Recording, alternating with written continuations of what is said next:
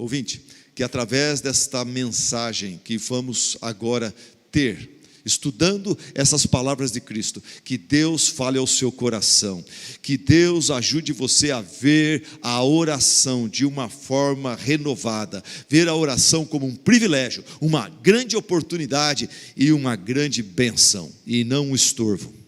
Vamos começar entendendo a importância da oração. Vamos começar entendendo a importância da oração. Antes de entrarmos no texto propriamente dito, vamos entender que oração é muito importante. E a importância da oração, ela está evidente, por exemplo, na vida e no ministério do próprio Jesus Cristo, enquanto aqui nesse mundo. Nos evangelhos, frequentemente nós lemos relatos do tipo: naqueles dias, Jesus saiu para o monte a fim de orar, e passou a noite inteira orando. Olhando para os evangelhos, a gente vê Jesus orando antes do seu batismo, no seu batismo, Jesus orando e jejuando antes de iniciar o seu ministério, Jesus orando antes de escolher os 12 discípulos, Jesus orando depois da morte de João Batista, um momento muito triste para ele, Jesus orando depois de ser rejeitado pelas cidades de Corazim, Betsaida e Cafarnaum, Jesus orando depois do milagre da multiplicação dos pães, Jesus orando diante do túmulo do seu grande amigo Lázaro, Jesus orando antes de instituir a ceia do Senhor, Jesus orando antes de enfrentar a cruz, Jesus orando na própria cruz, Jesus orando após a sua ressurreição. Lembra-se, no caminho de Emaús, ele ora antes da refeição com aqueles 2 discípulos. Jesus, a Bíblia fala, hoje ele está no céu, assentado à direita de Deus, orando por mim e por você, por sua igreja. A importância da oração é evidente no ministério de Jesus Cristo. A importância da oração é evidente no ensino e no ministério, no exemplo dos apóstolos. A igreja apostólica, após a morte, ressurreição e ascensão de Cristo, os apóstolos saíram pelas ruas de Jerusalém, cheios do Espírito Santo, muita gente se converteu, uma igreja forte, grande, foi composta, e eles perseveravam. Numa das coisas que eles perseveravam, além do ensino, doutrina dos apóstolos, era na oração. O apóstolo Paulo nos ensina que a oração é esse antídoto cristão maravilhoso contra a ansiedade. Melhor que Rivotril, melhor que qualquer outro remédio. O antídoto contra a ansiedade é a oração. Em Filipenses capítulo 4, versículo 6 fala: não andem ansiosos por coisa alguma. Quando a ansiedade bater na sua mente, no seu coração, em tudo, pela oração e súplicas e com ações de graças, apresentem os seus pedidos a Deus.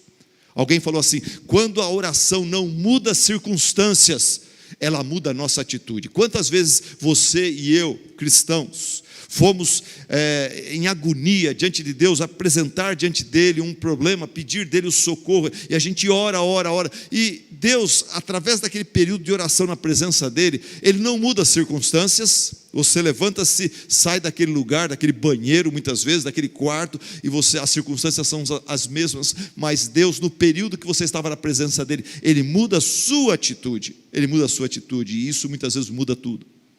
Tiago, um dos apóstolos, ele fala que a oração é um meio para você ter acesso à sabedoria. Estamos vivendo dias difíceis, quando nós precisamos demais de discernimento, de sabedoria. Pouca gente ora pedindo a Deus por discernimento. A gente ora pedindo socorro, suprimento. A gente não fala: Senhor, me dá inteligência, me dá discernimento, visão para ver as coisas, não como os políticos dizem que são, não como as coisas parecem ser. Senhor, me ajuda a ver por trás das realidades das coisas, a realidade. Diariamente nós precisamos tomar muitas decisões, milhares de decisões. Algumas decisões são fáceis, outras são difíceis. Algumas decisões são fáceis, eu quero dizer, algumas decisões são fáceis porque decidir entre aquilo que é bom e aquilo que é ruim. Aquilo que é bom e aquilo que é errado. Eu vou trabalhar ou vou vagabundear hoje? Eu vou trabalhar ou eu vou roubar hoje? É fácil essa decisão. É entre uma coisa boa e uma coisa obviamente errada, uma coisa ruim. Então essa decisão é fácil. Tem a decisão difícil. A decisão difícil não é entre coisas boas e más, mas é entre coisas boas e coisas melhores. Maria e Marta, por exemplo, tinham uma decisão difícil. Jesus, de repente, bate na porta da sua casa, entra na sua sala. Algumas pessoas também, discípulos, sala dela devia ser grande, caber todo mundo. E Jesus começa a ensinar. Maria e Marta têm uma decisão dificílima. Jesus está em casa ensinando.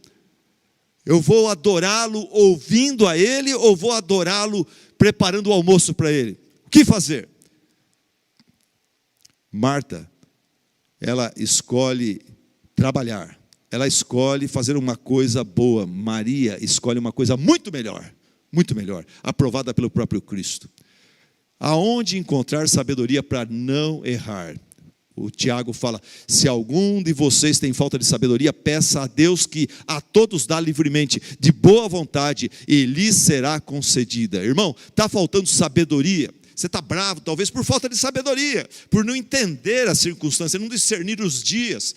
Ore a Deus. Talvez o que está faltando é discernimento para você se acalmar, baixar a bola e deixar Deus ser Deus na sua história, na sua circunstância, no seu problema. Jesus Cristo mesmo falou que a oração é o meio, é o canal escolhido por Deus para nos aproximarmos dEle, para Deus suprir nossas necessidades e nos surpreender com a sua generosidade. O que eu quero dizer com isso é o seguinte: Deus poderia, no seu infinito poder e amor por nós, Deus poderia diretamente, sobrenaturalmente, automaticamente decretar sua provisão sobre nós, nossa família, nossas finanças, nossa saúde, de forma vitalícia, para toda a vida. Pronto, você já está abençoado, eu já te dou tudo, você não precisa nunca falar comigo. Mas Deus não faz isso, Deus não faz isso. Ele escolheu nos abençoar por meio da oração. Um pai rico que eu conheci, ele enviou seu filho para estudar numa outra cidade, numa faculdade, numa universidade. E ele era rico, ele poderia falar: filho, aqui está o cartão de crédito, vai para você se virar lá. Aqui você pode, mês a mês, no final do ano, Natal, você vem para casa. E eu vou acompanhando os seus gastos, não tem problema. Mas o pai não fez isso. Esse pai rico falou: filho, eu quero que você, toda semana, sexta-feira, você me liga e passa para mim o que você gastou, o que você não gastou, o que você precisa para a próxima semana, daí eu deposito na sua conta. Eu quero essa prestação de contas. Por que ele fez isso? Ele não precisava fazer isso, mas ele queria contato, comunhão com os seus filhos. E Deus, Ele faz a mesma coisa. Ele pede que nós falemos com Ele diariamente. Deus fala: o pão nosso, Jesus nos ensinou a orar: o pão nosso de cada dia nos dai hoje. O pão nosso. Cristianismo, tem muita gente que não, parece que sabe muita teologia e não percebe a coisa mais profunda do cristianismo, que é: cristianismo é um relacionamento. É relacionamento com Deus, relacionamento com as pessoas. Tem gente que acha que tem relacionamento com Deus e não tem com as pessoas. Você está perdendo metade da bênção do cristianismo. O cristianismo é relacionamento com Deus, muito bom. Você tem relacionamento com Deus, você ora, você lê a palavra de Deus, ótimo. Mas você precisa experimentar também o relacionamento com as pessoas, com a família de Deus. Mas cristianismo é relacionamento. Por isso, nesse texto, Jesus fala: peçam, busquem, batam. E por essas e outras razões, a oração é muito importante. Acho que eu provei aqui o meu ponto.